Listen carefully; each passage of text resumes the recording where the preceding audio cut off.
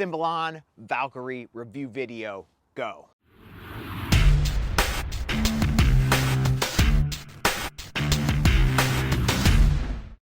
What is up, everyone? Welcome back to the channel.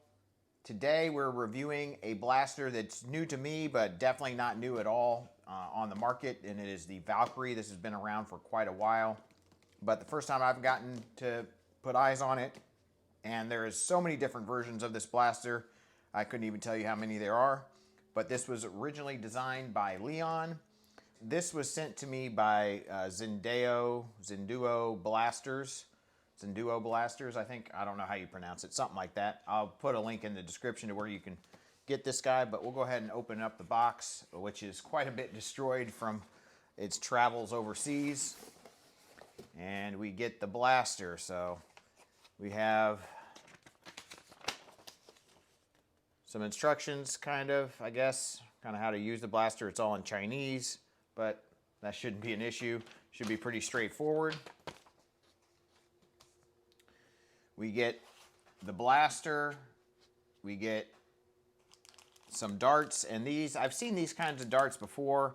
They're similar to Adventure Force darts that you would get at Walmart with the black and orange tips. They're probably pretty decent darts. We'll definitely try them out.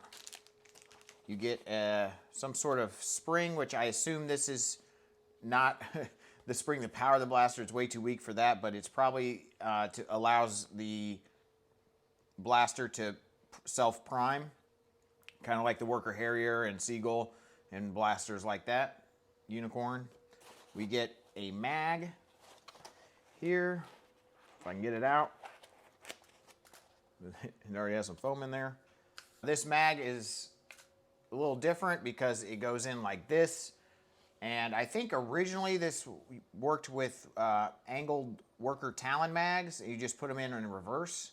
But I don't think this one does. And we'll get into more of that stuff later and definitely test that out. But yeah, that's it just comes with the one magazine.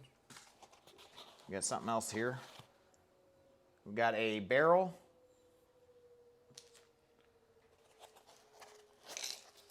This looks like the foregrip, which is your standard, feels like your standard vertical foregrip. We'll go ahead and get it out of the bag here. And all the parts fell out. There you go. It's your a standard vertical foregrip. We have some sort of, looks like this is some sort of bearing scar. Interesting. So that's kind of cool. Unfortunately, it is black, so that's a little bit of a downside, but I don't know. They didn't probably have the U.S. market specifically in mind here, but you know, orange works everywhere. But this definitely has a tactical look. The only color is the yellow. So keep that in mind if you're purchasing this blaster. It is very dark, so it's probably only to be good used indoors, at least here in the U.S., and depending on your laws, maybe not at all. You may not even be able to get this blaster into your country, so definitely think about those things before purchasing. Looks like we have some plastic iron sights here. I think all this is made out of nylon, is what I think it is. So not bad material at all. Very, very solid, seems like. O-rings. A very cheap EOTech sight, which I would just use one of the mini knockoff ones I have because they're way nicer than this. But if you just want the looks, I guess this works okay. It does look like it functions somewhat, but it is a very cheap knockoff. So just know that. And then we'll go ahead and finally get the blaster out here and take a look at this thing. There we go. It is very heavy. Wow, that is a solid blaster. It feels very high quality, so that's really nice. Like I said, I think this whole thing is nylon, so it is very solid. It feels pretty darn good right off the bat, so I'm excited about that. We do have a flared magwell skinny pusher inside there, so that's good. So you should be able to, you know, pull out your mag and without having to prime your blaster, so that's always nice these days. The stock extends. It's a little stiff. There we go. It actually can come all the way out. So it looks like it has 3 positions and then all the way closed.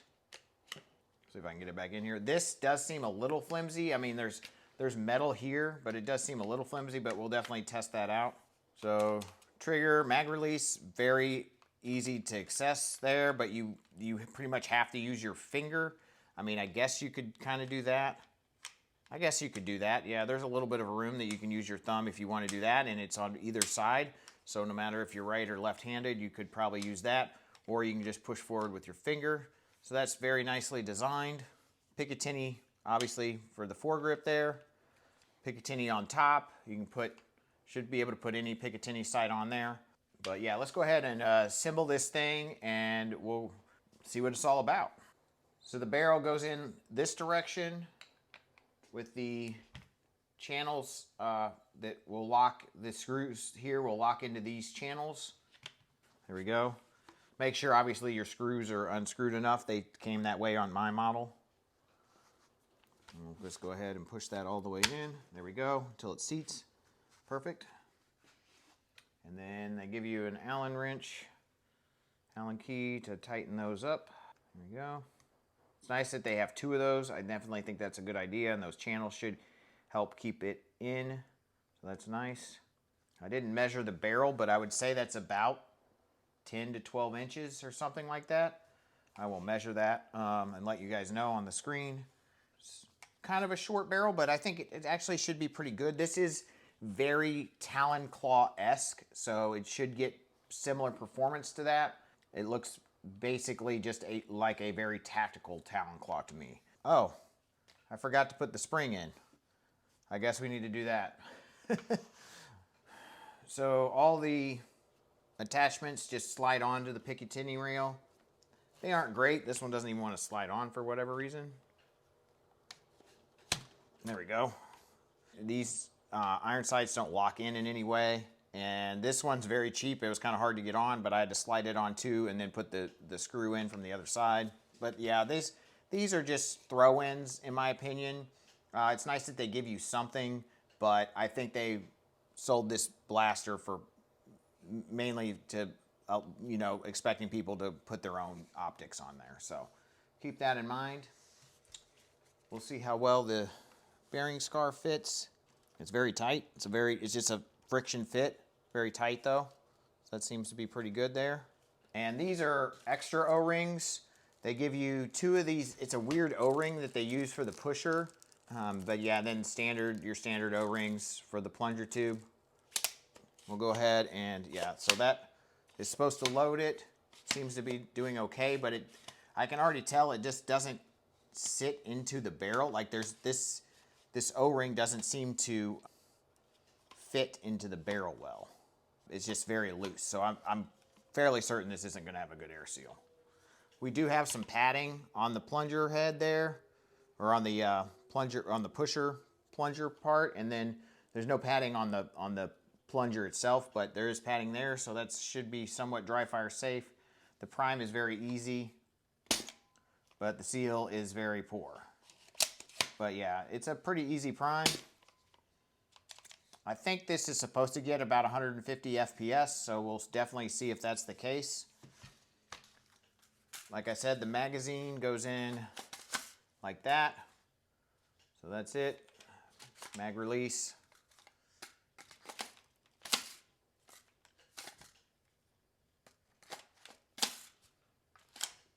Yeah, that works pretty well. So this is the mag they have, and this is a angled Talon. They are very similar, but I don't believe this works, but we will try it out.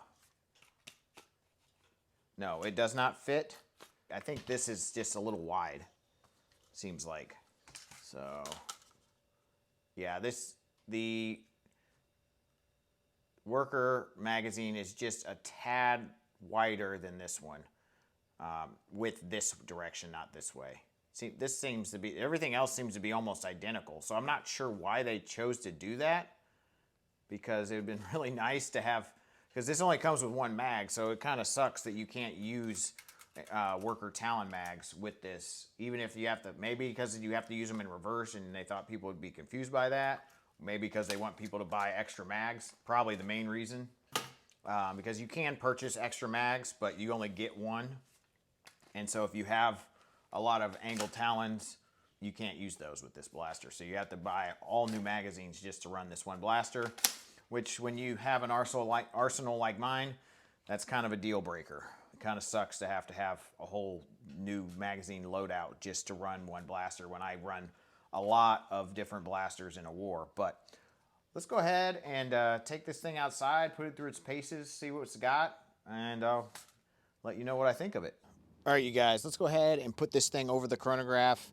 I have Worker Gen 3, since that's the standard on my channel, to test first, and then we will test with their darts. And I'll do some with the bearing scar on and some off.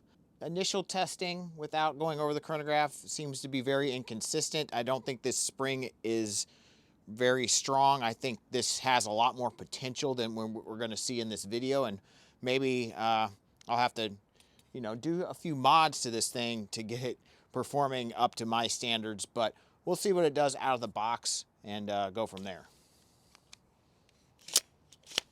Very easy prime though, so that is good, especially if, you know, if you're a younger nerfer. Always nice to have an easy prime. 104. 38. That's what I'm talking about, inconsistent performance. You get a few of those every now and then. 116. 71. 76. 120. All right, I'm gonna go ahead and take this off. It is on there good, guys, so it's not coming off. But yeah, I don't think this shoots hard enough to be using that kind of a bearing scar. I think it is. I think it's a. Let's see here. Yeah, it's 5 bearings long and 3 bearings around. So I think this is just a little too much for this guy. But if we up the performance on this, this might be useful. Except it's black. Let's go ahead and test some more without this on and see how it does. Hopefully it'll be a little more consistent this way. 107. 95, 91, 83, 132, 69, 122, 182, or 82, 117, 106, 122, 115, and we're out. This is an 18-round mag, if you were curious. And yes, we are winterized out here. And it's very sad because it's much harder for me to shoot videos that way. But that is what it is here in Indiana. All right, we'll go ahead and load a few of these up and see how they do. All right. We got just loaded 10 of them up, and we'll see how they do with. And we'll keep without the bearing scar because I don't think that's going to help consistency at all. 123, 126, 123, 133, 120, 138, 128, 142, 123, 136, and that's it.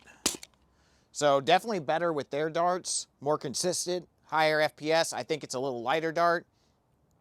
So we're going to test both of them on the range and see which ones fly further, because that'll be key too. And obviously the workers are very inconsistent, and I think that's just because they're heavier and this doesn't have quite the performance needed to get it out the barrel. But we'll go ahead and try both darts and see what we get. All right, so I loaded up 9 of their darts and then 9 of the workers. So that'll kind of give us a good idea of how this thing's doing over the range. And yeah, we'll see. Hopefully we can get them over the chicken coop at least. We shouldn't have any issues with their darts. Those seem to be much better for this blaster. Not bad.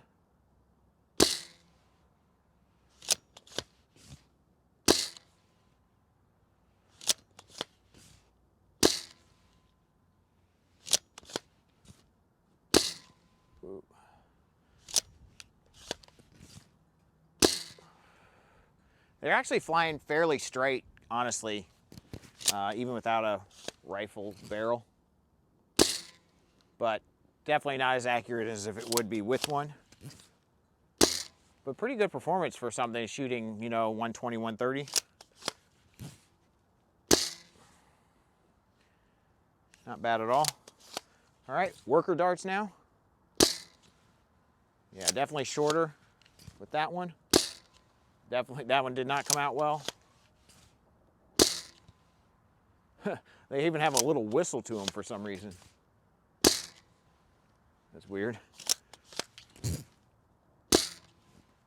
Yeah, these are not traveling as far. They're just not as optimized for this blaster at the moment. That one was good. That one actually went probably further than any of them. Yeah. One more. That one went further than any of them too. All right, I think that's it. So, worker darts, more inconsistent. Their darts much better, so that makes sense. I mean, you know, optimize it to the darts you're selling the blaster with. But I think the worker darts would be fine if we increase the power, increase the seal, which is something that I definitely will take a look at. And then maybe even try to make this thing Talon compatible, because I feel like with a little filing, we might be able to make that work. But that'll be for another video. Let's go ahead and take a look at the ranges there and kind of give you an idea of how they did. All right, so I would say about 100 feet or a little over for the better shots. This is one of the shorter ones. That's probably more like 70 feet or so. Hard to tell. I probably need to get a tape measure out here, but it's very difficult to do so in this area. But yeah, there's 3 of them about in that range, 75, 80 feet. All right, so this is more the range of most of the darts. We got 3 of the black ones, 2 of the workers right here. There's some more down there. But this seems to be about where the majority went, and that's probably 100 feet, I would say, close to it. So that's not too bad, maybe a little over actually. I may be underestimating ranges, but we did get some that went all the way to here. There's the long one, I think. That was the last shot actually. And so yeah, definitely has the potential to be pretty good. I'm pretty impressed with the blaster overall. Performance seal needs to be improved, but you know, you can't have it all, and that's why we're modders, you know, we can make these things better. You know, so it's definitely a blaster worth looking at. I think it's constructed very well, but there's a lot of blasters out there these days that are constructed well. So if you're, I mean, I wouldn't say it's the best option out there, especially out of the box, but it is a really cool looking blaster. If you like the looks of this blaster, I think that's the main reason why you would purchase it. And I think it's worth looking into. So I definitely will leave the link in the description box to where you can pick one of these up. Thank you, Zenduo, for sending this over for review. I appreciate it. And yeah, you guys, let me know if you're interested in reviewing any gel ball blasters. It's not really something I'm into, so it's not something I really wanted to review, but if you guys want to see it, I'm down to review some. They definitely sell a lot of those on their site, so I might be able to get some of those sent over. And then they also have some other foam blasters, but the best one probably is the Fire Rat, and I own that already. Great blaster, pistol, mag and grip, pretty solid pistol. But yeah, if they get some new stuff, I definitely would love to check out more from them. And thank you guys so much for watching. If you've enjoyed this, please smash that like button, subscribe, ring the bell for notifications, and as always, peace out.